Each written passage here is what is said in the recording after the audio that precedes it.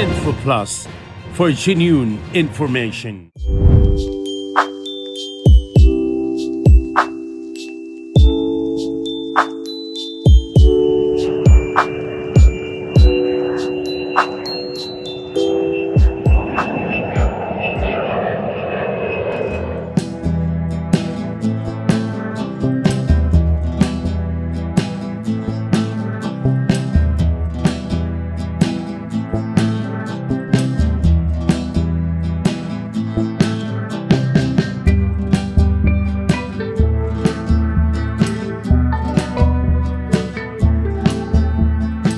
Right now we are at Australian High Commission, New Delhi, at this beautiful premises of Australian High Commission. Australia is #1 educational destination since last 2010. Nepal is all the time standing at third row after India and China to send students in Australia. Since last April 2024, Australia has decided to cut down at least 50% of the international students, which will not only hit the ecosystem of university in Australia, but also decline revenue to government significantly. Latest changes on rules have been effective before the election happening in Australia. To get the first-hand information from Australian government, Info Plus Himalaya Television has flown to Australian High Commission here in New Delhi and have been taking an exclusive interview with Matthew Johnston, Minister Councillor, Education and Research, Australian Government Department of Education. Please allow me to welcome him for this special and exclusive interview.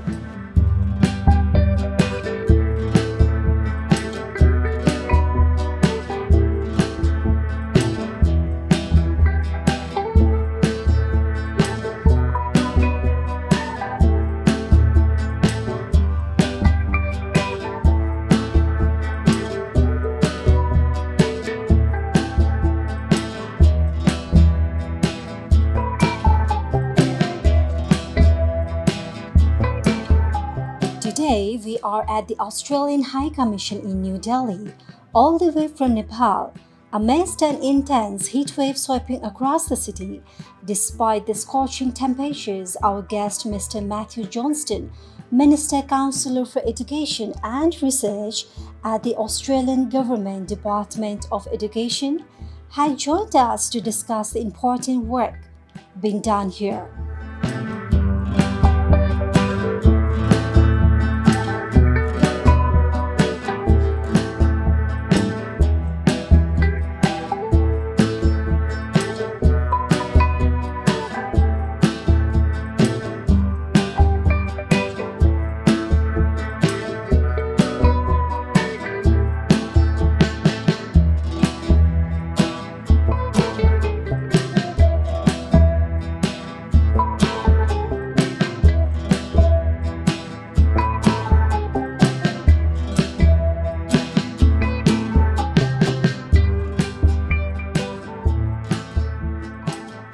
Mr. Johnston plays a crucial role in strengthening the educational and research ties between Australia and Nepal. In this interview, we'll explore the collaborative efforts in these fields and how they are impacting both nations positively.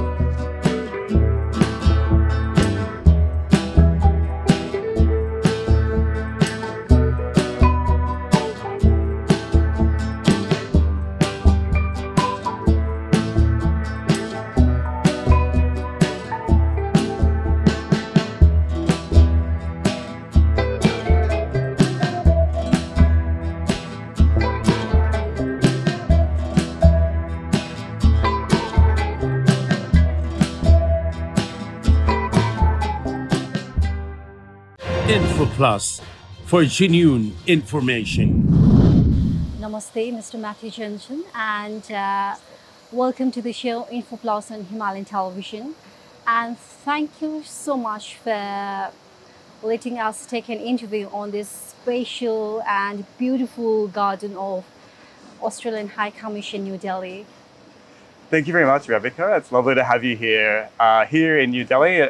on Australian soil at the Australian High Commission. Thanks for the opportunity to speak with you today. Can you start this interview by telling us a bit about your role as the Minister Councillor Education and Research at the Australian High Commission in New Delhi? Yes, thank you for the question. Very happy to talk about my role. So hello to all viewers as well in Nepal.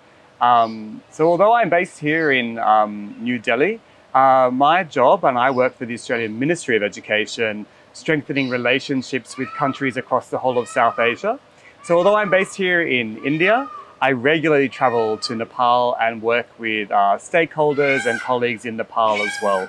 So my job is about strengthening relationships between our two countries, strengthening opportunities for mobility for Nepali students to study in Australia or study at Australian institutions, opportunities for Australian students to have short-term study experiences in Nepal as well. And there have been quite a number of groups that have come through Nepal from Australia. Young Australians love visiting Nepal. So my job's really about finding opportunities for closer partnerships between our institutions, stimulating research cooperation between our universities as well. And we work government to government to identify, priorities for both governments, mutually beneficial policies and settings to really benefit youth and to benefit Nepali students in particular. Can you give us an overview of what makes Australia an attractive destination for the students for the further studies? Why students should choose particularly Australia for their education? Yeah. I mean, students are spoilt for choice nowadays for places to go and study. Even in this neighborhood of South Asia, there are very many good institutions that are all looking to attract the best and brightest students from Nepal and from all around the world. Australia is one of the top destinations for international students. We're consistently, in the top 3 of globally desirable destinations for international students. And I'm really pleased that many hundreds of thousands of Nepali students have placed their trust in Australia and have studied with us, acquired their qualifications, gone back to Nepal and contributed to the economy there in Nepal as well. So we're really pleased about that. I think there are 3 key things that really stand out, that make Australia stand out comparative to other countries. The quality of our education is extremely high. Our quality of life is also very high. So the weather is very favorable. The population is very multicultural. There are people from all over the world there in Australia.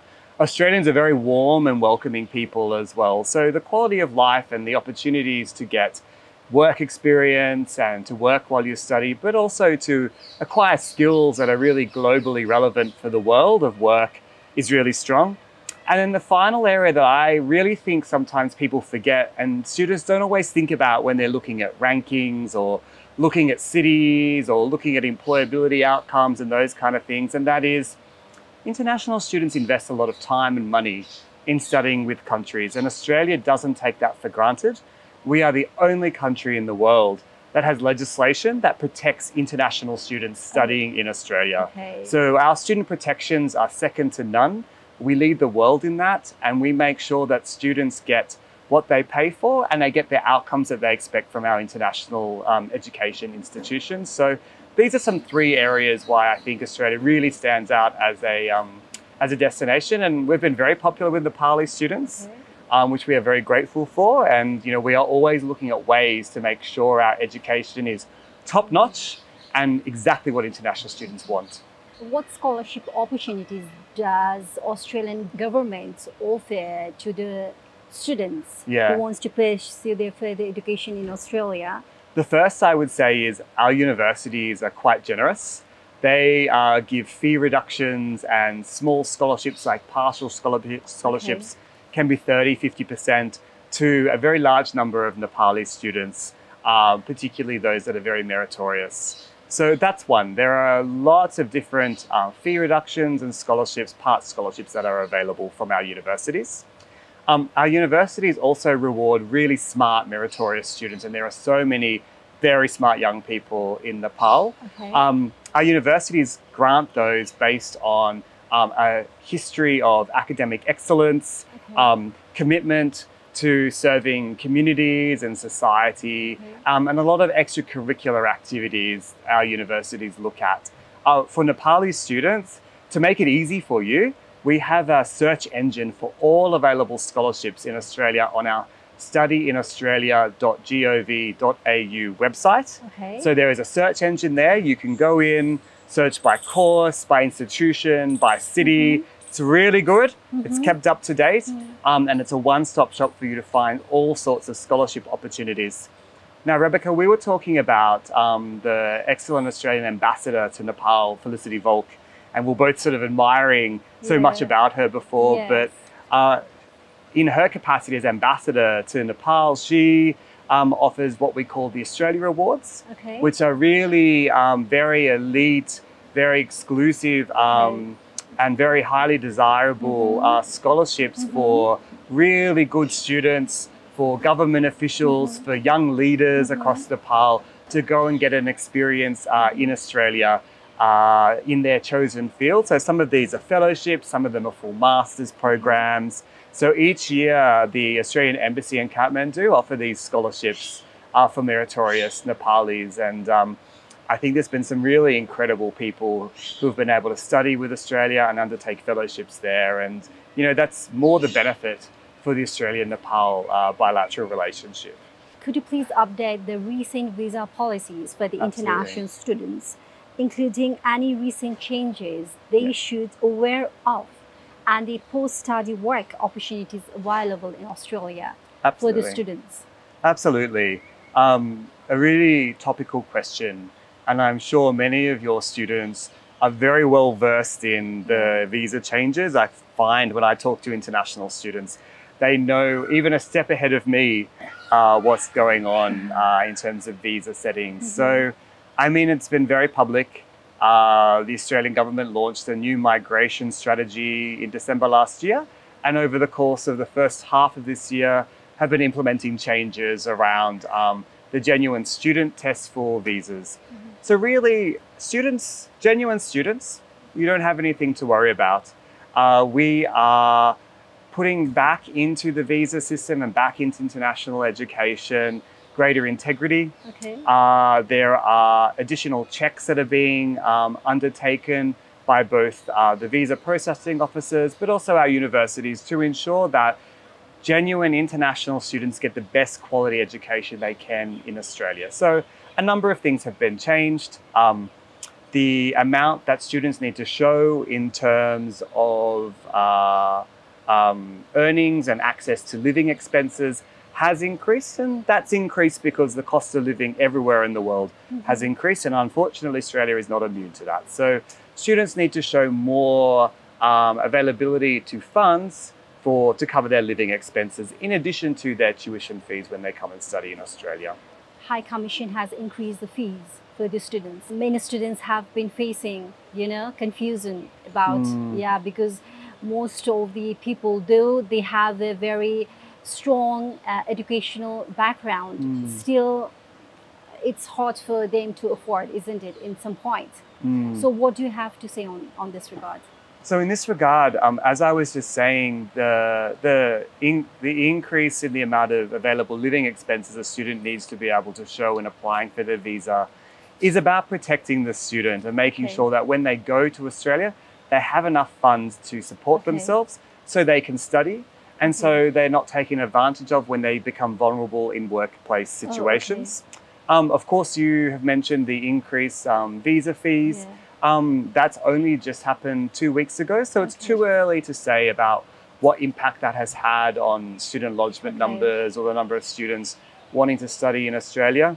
What I can say is in some conversations I've had recently with education consultants, the changes happening the first half of this year, they've noticed some decrease in lodgement numbers by a small amount, but the number of students receiving visas and the number of refusals have been declining, and the number of grants have been steadily increasing. So I think there has been a lot of change, but those changes are now bedding down students and consultants are understanding it much more. So we're seeing, you know, that sort of situation starting to stabilize, and we hope in the second half of this year that trend will continue. Okay. What support services are available to help Nepalese students adapt to life and study in Australia, and how do these services assist in their integration into the Australian community? Yeah, thank you. It's a really good question and a really important thing for students to think about. So think about, where are your support structures? Where are your supports? Think about your well-being. What do you need to be successful in your studies? So it's really important students think about these things before they make applications to study abroad, whether it's in Australia or any country. But what I'd say for Australia, there's a number of support services available. Those that are provided by Australian universities and education institutions, for example. Every single institution has an international office that is there and available to make referrals to mental health support services, any sort of study assistance that's required as well in terms of extra tuition, any sort of social supports are available as well. If students have questions about career guidance, if students have questions about their visa, how to obtain part-time work, all of these sorts of support services are there offered by the universities. In addition to that, the Australian government offers a number of support services as well.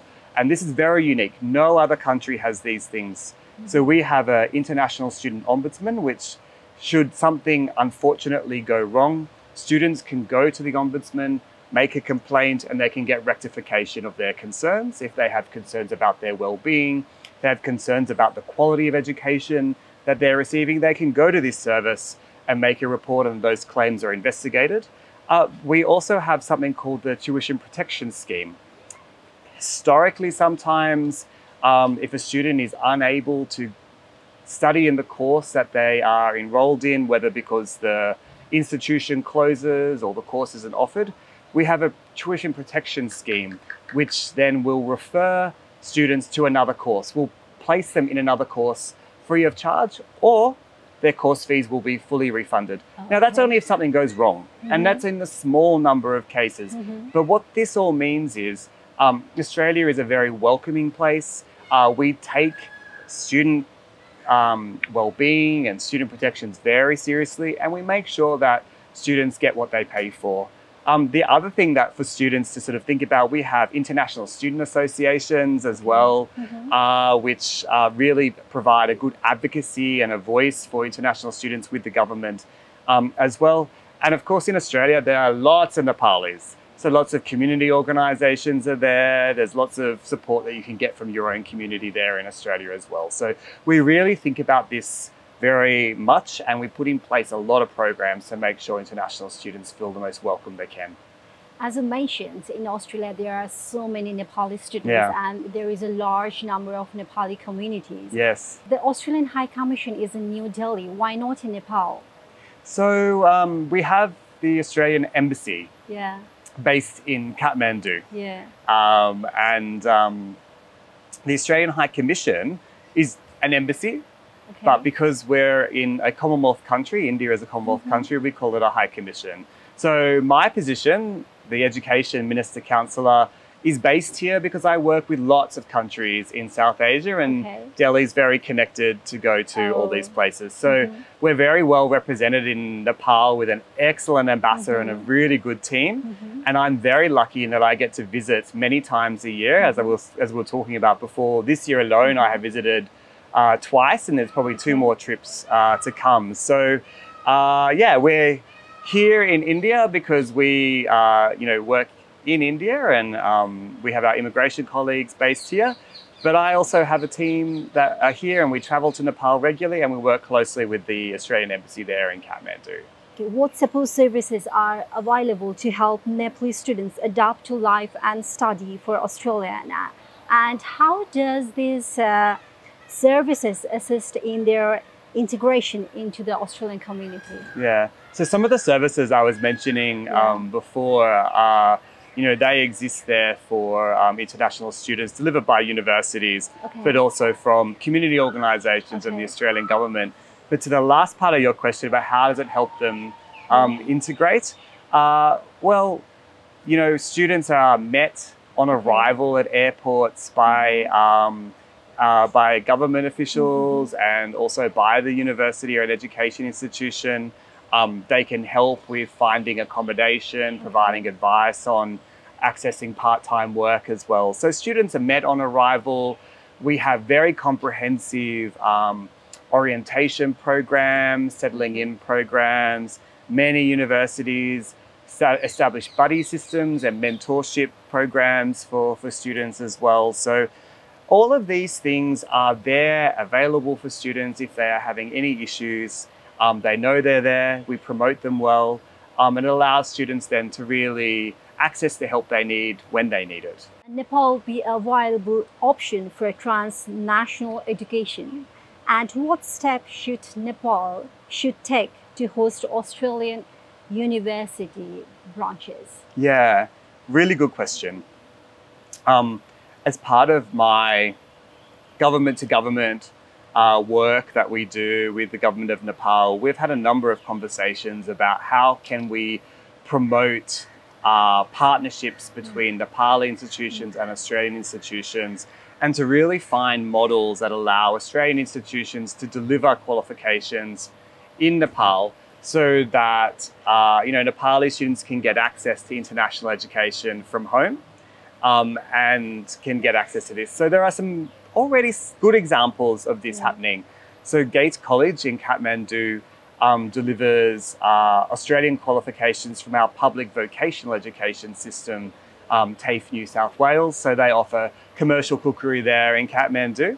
And I was really lucky in that I got to visit that institute when I was in Kathmandu 1 month ago. I had a delicious lunch, got to meet some of the students there. I got to meet the amazing and inspirational founder of that institution. And that's a very established partnership delivering Australian qualifications or transnational education in Nepal.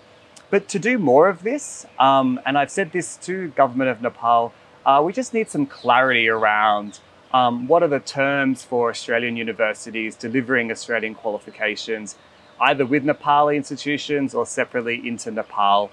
There are some partnership models that are there, and we'd be really keen to see more of that. But to be really honest, for Australian institutions to come and deliver in Nepal, some certainty about regulations and clear rules to allow people to invest time and money to come in is really beneficial. But we're seeing more and more partnerships come. Earlier, I think last year when I was in Kathmandu, I met a group of Australian nursing students who were doing some clinical placements in Nepal. So they had come over from the University of Tasmania and were there in Kathmandu doing some work as well and having some work experience, which I think is really good. So transnational education can happen both ways, but it really needs clear rules, clear regulations and certainty for us to be able to do that. We're continuing to find some unique models that will work and really hope to be able to get some success in that in coming years. What do you think some of the major challenges that Nepalese students who are pursuing their further education in Australia, and how do you think they should overcome with those challenges? Yeah, look, really good question. So I think a number of students will find challenges in finding suitable. Sometimes they find challenges in finding, suitable accommodation that's very affordable.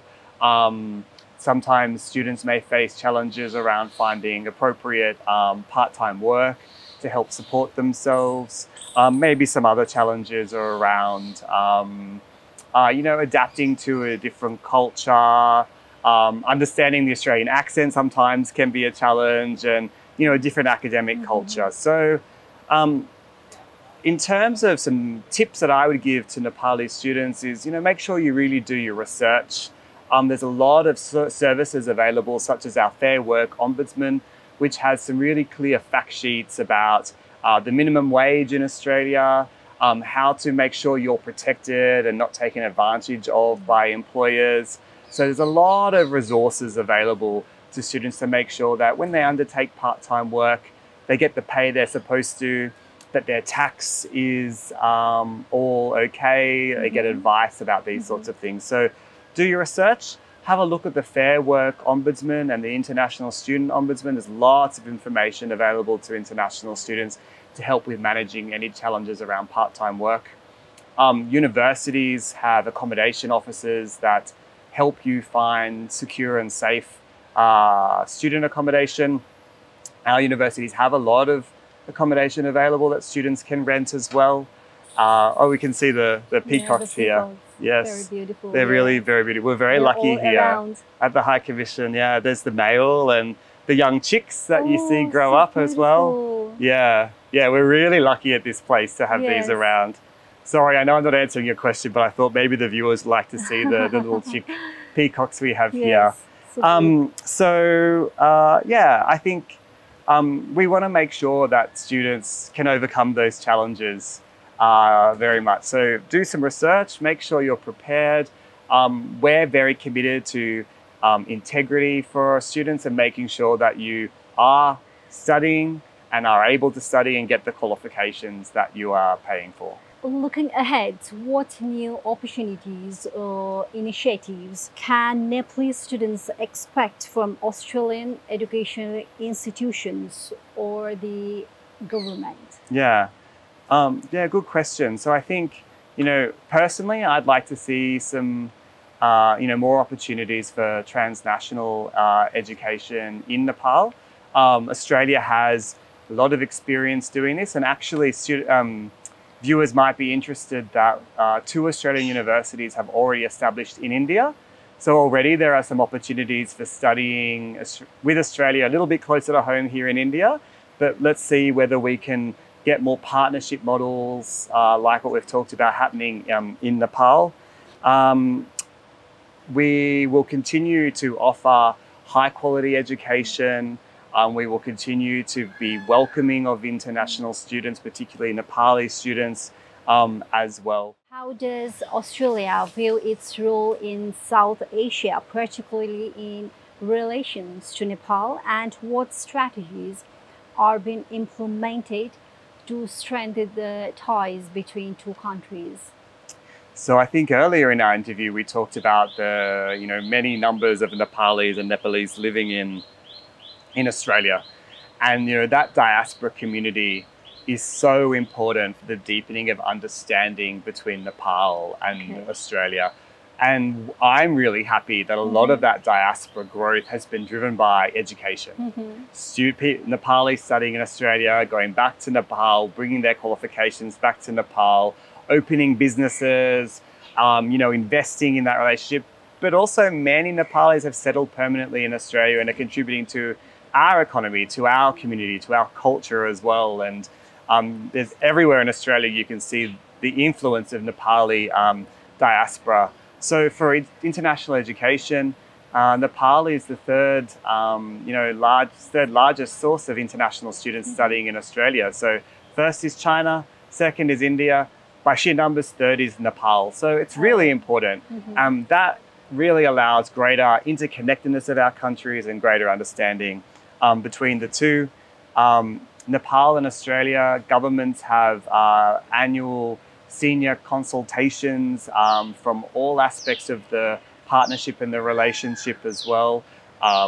Ambassador Volk has a number of programs that are delivered in terms of aid programs delivered in Nepal as well. So there's a number of things which are in place to really strengthen the relationship. Recent policy of Australian government seems that they want to cut off the number of international students.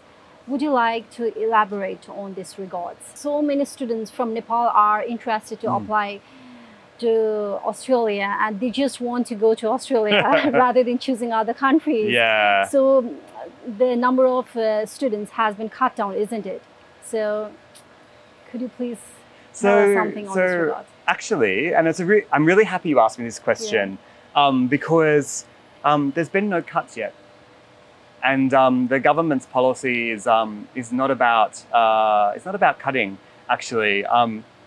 The government has been consulting in Australia about a new international education strategic framework, which is really about focusing on quality, focusing on integrity, and ensuring that students get a really good study experience. So I know there's a lot of rumors about carts and we're not welcoming. Australia is welcoming, but we want to welcome international students in a much more managed way. We want to make sure international students are not exploited. We want to make sure that there is integrity in our international education system, because unfortunately, in previous years, there have been some instances, not necessarily for Nepali students, but some instances of students who have been vulnerable, have been exploited in the workplace. We don't want that. We want students, genuine students, good quality students, to come to Australia to get a good study experience, to access post-study work, or to come back to Nepal and really make a strong contribution to their country. There will be more announcements to come in coming months about the numbers of international students which will go to Australia. And I would just encourage all your viewers just to don't believe everything you hear and just wait. More information is coming about what this will look like. And I can reassure you that at the heart of everything the Australian government does is a focus on a good quality student experience and the well-being of the Nepali student. Australia currently has more of its universities in the global top 100 than any other countries, except for the US and UK. Yeah. Australia consistently rank in the top 3 preferred education destination among students and parents in countries that send the most students abroad. Does this initiative will help to do negative branding of Australia education in coming days? Yeah, I mean, we're really pleased with our Nepali students in Australia. We're really pleased that we've been the top destination for Nepali students for a great many years. And I think, at risk of repeating myself, the reason for that is because we really respect international students and we really value the contribution they make, and we put a lot of effort into ensuring they get a good quality education. All of that is staying the same. All of that is staying the same. And, you know, our universities, as you said, really outperform in international rankings. We only have around 41 universities, yet we have 7 or 8, depending on the ranking system, in the top 100 in the world. That sounds interesting. It's really, it's really impressive. So no, I don't think there's any negativity around the Australian international education brand. The quality will be there always. The student experience will remain very good. And you know, we will continue to welcome international students to Australia. So I don't think there's any negative impact on that. The fundamentals of Australian education are all the same. How do you see the student market in Nepal? And as per my information, number of applications from Nepal has been declined significantly in recent days, isn't it? Which Australia also wants, I guess, the students, which they once have been rejected as well. How have you accessed the trend of Nepal in terms of receiving quality students to study in Australia? So, I mean, Australia wants genuine students. We want good quality, genuine students. And we have been clear about that for many, many decades. All of our rules are about attracting and retaining genuine, high quality students. So we're happy that Nepali students are still choosing to study with Australia. You mentioned that there may be the lodgements have declined somewhat, but the information I have also says that the approvals are very consistent, and Nepali students have adjusted to some of the changes in the visa settings we've seen in the first 6 months of this year. So the market is adjusting, would be my summary and my summary answer to your question. The market is adjusting to different scenarios. It's not correct to say Australia is deliberately trying to reduce numbers. Australia just wants to make sure that we are attracting good quality, genuine students, and that those students get the education that they pay for when they get to Australia. So, you know, if you look at the data, between January and April this year, over 56,000 Nepali students are currently studying in Australia already.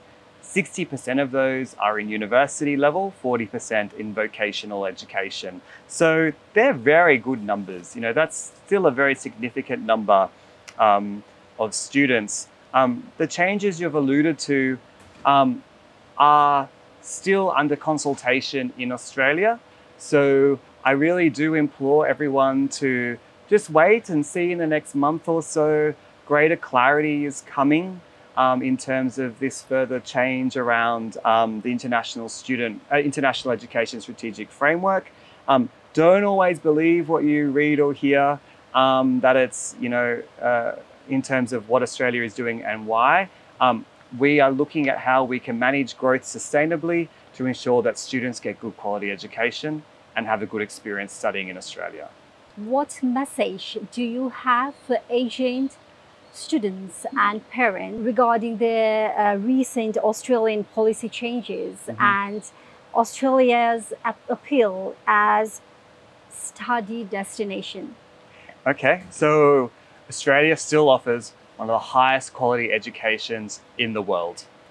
Our universities are ranked very highly in all international ranking systems, which means that students will get a high quality education that is globally relevant, that allows you to get the jobs you want to contribute to your community, to your family, and to your culture and to the economy. We continue to protect students. We still have a very strong system of quality assurance to make sure students get what they pay for in Australia. Our quality of life is still very high. Students get access to developing their skills through part-time work and through work integrated learning opportunities at our world-class universities and our world-class vocational education institutions as well. In terms of some of the recent policy changes, as I've said before, do your research. There's a lot of information on the Department of Home Affairs website. There's a lot of information on the Study in Australia website. Do your research. Really seek to understand what the changes have meant for you, but really seek to understand the truth of the changes, because there are a lot of rumors that circulate that aren't always entirely correct. So do your research, but fundamentally, Australia is a welcoming country. We want to welcome genuine students. The changes we are making is about ensuring integrity in our system and in terms of managing the sustainability of the numbers of students in Australia studying with Australia. So my key message is to parents, to agents, and to students. Thank you for your support for Australia. Thank you for your faith in us and our education system. And please do continue to consider Australia if you are considering studying overseas. But please make sure you do your research. We want to make sure when you come to Australia, you have the best possible experience you can. Thank you so much for your time. Thank you very much for meeting me here at the beautiful Australian High Commission in New Delhi. And I was really pleased you got to see our peacock children here at the Australian High Commission as well. It was really beautiful. Thanks very much for your time. Info Plus, for genuine information. I hope we have tried our level best to cover wider aspects of Australian education and recent changes on visa policies. This interview will surely enlighten our viewers, especially students, parents, and educational agents in Nepal. Thank you for watching the episode, and please give feedback about today's episode. I will bring another fresh episode to you with renowned dignitaries in next episode. Till then, I'm signing off for today and see you in next episode. Namaste. Info Plus, for genuine information.